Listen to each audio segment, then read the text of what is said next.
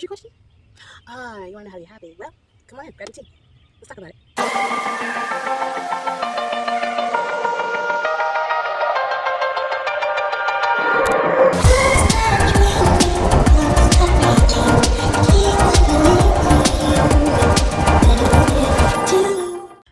Hi y'all, it's your girl Kristen Christiana back again with another tea for the week. And what was that? Another tea for the week. And what are we going to talk about today? Well, I'm getting ready to tell you. But before I do, if you like it and love it and you want more of it, this kind of content, don't forget to hit that like button, that subscribe button, that notification bell so you know when your girl's back on. Why do I stumble over that nowadays? But anyway, topic of discussion today is going to be how to be happy. And yeah, it's actually a question that was asked by one of my good friends, and I decided why not do a tea about it to share. Okay. I believe when I was asked that question, I was just like, that's a good question. But some basic tips to how to be happy. Work on healing and self-care and self-love. Work on self. You know, that's like a real good place to start. If you don't have any other place to start, and you're like, especially if you're going through like some emotional mental stuff that's dragging you down, and when you're going through those kind of feelings, when you're really depressed, really sad, going through a really tough time, sometimes it seems like the hardest thing to do is care for yourself. And that it's like something that we do as a daily practice, part of our daily routine, something as simple as taking showers, brushing teeth, hygiene, stuff like that. Like but when you're going through a sad time, sometimes that seems like a heavy. I'm gonna be honest. Nobody else will be honest about it. I will. That little stuff like that can seem like it is a load, like it is a whole load to do in your schedule. Because like all you really want to do is, like, when you're feeling really down in the dumps, is not do anything. Like you wait till it needs to get done. Like it's like, whoa, like literally if you go another minute, another day like this, you are overly offending. Like, but yeah, I mean, it's self-care. So definitely practicing good hygiene, and like even when you don't feel like it, to do it, even if it feels like work.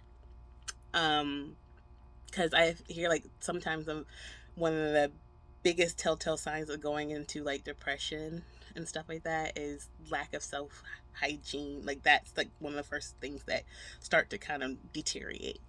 Um, so if it's something as simple as scheduling your showers, brushing your teeth, and feeding yourself, or so like taking care of yourself, starting with getting up and making it the first thing you do, so it's out the way and you're not mulling over the emotions of all the energy that it takes to do those things because you're just not in the mood to do it.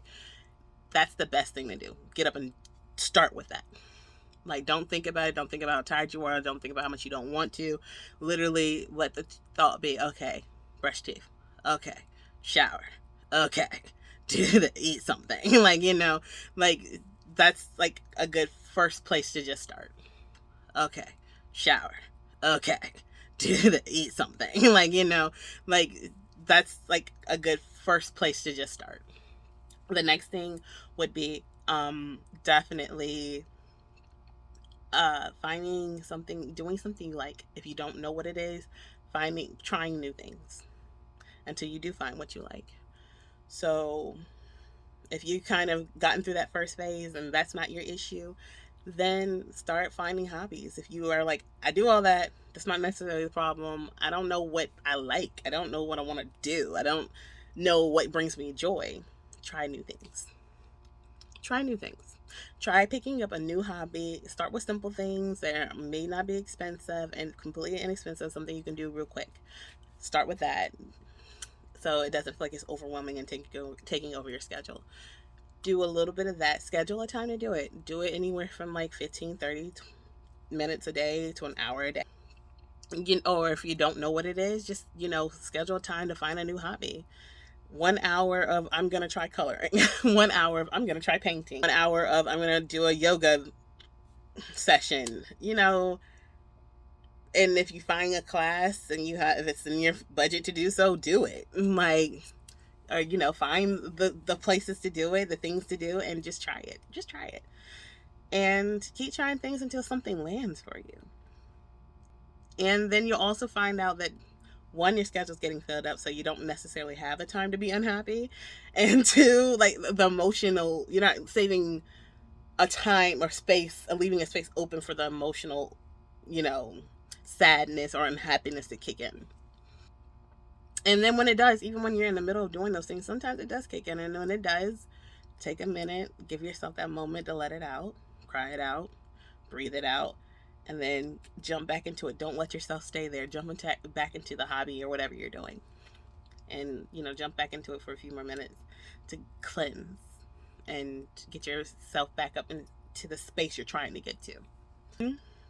Like, if it's not, if you find what you love to do, if it's not necessarily that you are not taking care of yourself, you know, find a place that gives you like peace and centered. If it's breathing, if it's meditation, if it's walking, running, exercising, if it's, drawing, keep visiting that place that fills you and cleanses you. Having a place that, or a thing that cleanses you from your daily stress or your life stressors, is an amazing healthy practice. Like, and it doesn't have to be the same thing all the time. Like, I know for me, like, I can get bored with things pretty easily, so I will cycle through things, and then sometimes I'll throw new things into the mix. So, um yeah. And if you have something that you really do enjoy doing, make more time for it, because sometimes your unhappiness could be the fact that you're not doing the things that serve you, and you're busying your life with other things that don't serve you or other people's desires, and it's not necessarily coming back to you. And those are just simple things to help you on the journey of happiness. Because happiness is a journey, and unfortunately, I hate to say it, but it's the truth. It's a constant journey. It's like you can be in the moment 1 second, and then the next second you can fall out of it. It's getting tools and gaining the knowledge of being able to not to jump back into it easier than not, because life is going to keep on lifing, you know. Responsibilities are going to come, and you know it's going to happen. So the best practice to do would be to gain tools and habits that are healthy, that help you jump back into the mindset of balance, peace, abundance, calm, all that stuff. And so that when you do feel like you're at a place where you're losing it or it's slipping, that you practiced it enough and you know where your areas are that help reduce those stressors and help reduce those sadness feelings, that you can come and go and it's your happy place. Find your happy place. So yeah, and you have that. And then I think, outside of having little practices that you can do, definitely self work, working on yourself, spending time with yourself, learning yourself, because learning yourself is a journey. That's, like, I mean, and I can say for myself, there was a point in time where I was like, I love who I am, I'm perfectly fine just the way. And I just honestly, when I was a little bit younger, I was like, yeah, this is just who I am, and I was so comfortable in that. But then things happen, life changed, and I evolved with life and had to adjust to certain changes, and I realized I'm not that exact same person that I was in that time frame. And then there had, because of certain things, I developed habits that I wasn't as pleased with. And then I kind of associated that with, like, am I happy with the person that I am? Because these are habits I never thought in a million years that I would ever pick up, or that I picked up for the time, and now I'm having a hard time putting them down when they're no longer serving. And so having that, being able to adjust and learning that who you were then may not serve you now, because as you're living, you're learning, and you're growing. You're not a fruitless tree. You're constantly trying to bear fruit in your life, which means, growing, providing nourishment, for doing something for your life and those lives who are impacted by your life. So it makes sense that you're not at a place where you've just kind of like your cap is just going to stay your cap. There's going to eventually life is going to throw something your way to cause a shift. And, hopefully to grow your capacity. And with that being said, being able to shift into that growth season and being able to expand yourself, and expanding is not always comfortable. It's not comfortable at all. Being required stretching is never comfortable. But it's necessary.